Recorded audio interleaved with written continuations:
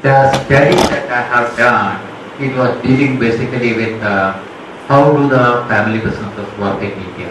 For example, the type of problem that you have been talking about, the demise of enterprises after second or third generation, yes, it has been high. But then one thing I have found as compared to the West, the conflict is much less in the case of Indian enterprises. I may be wrong, but what I had found was that it was precisely because of the value system. It is precisely a person simply cannot fight against his father or mother because the father has taken, educated him and taken him to the business. So somehow or other, the type of fight between father and children or mother and children, it does not take place. But still, there are fights on discipline. That is a serious problem. Third, by the time third generation, yes, most of the 8 to 9% of enterprises only survive. But there is still one enterprise. This is in Chennai, actually Tamil Nadu, at Muthaiya Group. It is working for the fifth generation and doing very, very successful. And that again is because of the type of values that the organization has and also the type of system that they have. So, one problem could be the conflict where we could study, but basically what I feel is that most of the enterprises which I have studied, they don't have a systematic strategy plan. There is absolutely no planning, it is all firefighting. So, in this area one could do succession plan. Yes.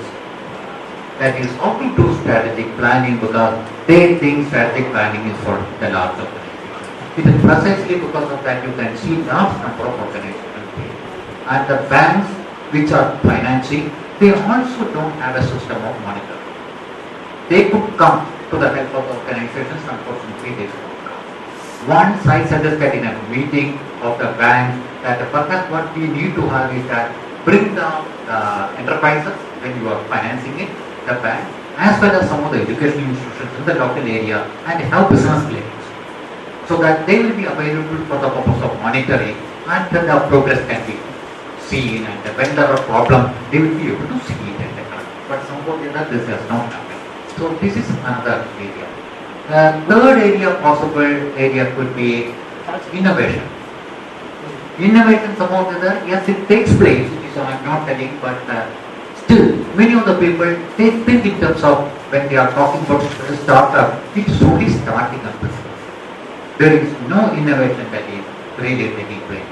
Some of the engineering colleges they have started entrepreneurship education. It is not that they are not doing it, they are doing it. But type of thing that the students suggest, many of them, they don't have commercial value. So, there is a need for training them to bring both the commerce and also the idea together. So, that is where again, one could do a lot of things, especially with the colleges, engineering colleges.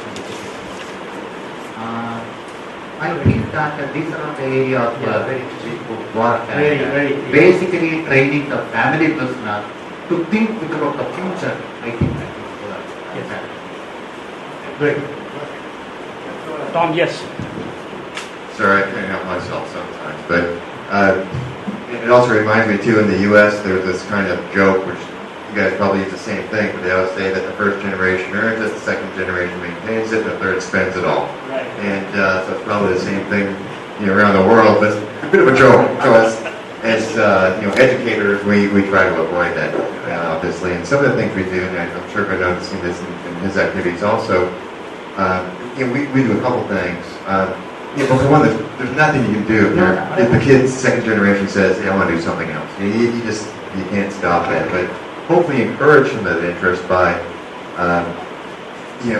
from an educational standpoint, what we do is we offer 2-generation programs. So you have the father, or just the parents and the sons come on in, and you get them in a neutral setting and where they can really say things where they might not say just within the family group, and that stuff comes out. It's almost like, it's not just sort of educating, it's almost like they're taking a psychology sort of a thing and work that out. The other thing that we also encourage too, we're in Babson with a lot of our students come from family businesses, and what our messaging is anyways is that we encourage the the next generation to actually go outside of the family business for a few years, get some experience elsewhere, and bring that in. And that, to a certain extent, perhaps builds up a little bit of appreciation of what they have in the family business. But secondly, you talk about innovation, where they can go to the outside and start looking around and perhaps bring in other ideas into the family business, and it just keeps that innovative cycle going, assuming that they're doing something that aligns more or less with what they did. So, I think it's interesting that these problems are common everywhere you go. But this is a short, version of what we do. Right. I think, one second. With regard to the children of coming from the families, going and working in another organization. In some of the organizations, it has been happening. We call it shadow management. Yes, this has been happening, but it is not very common, and that is another serious problem. It is not at all.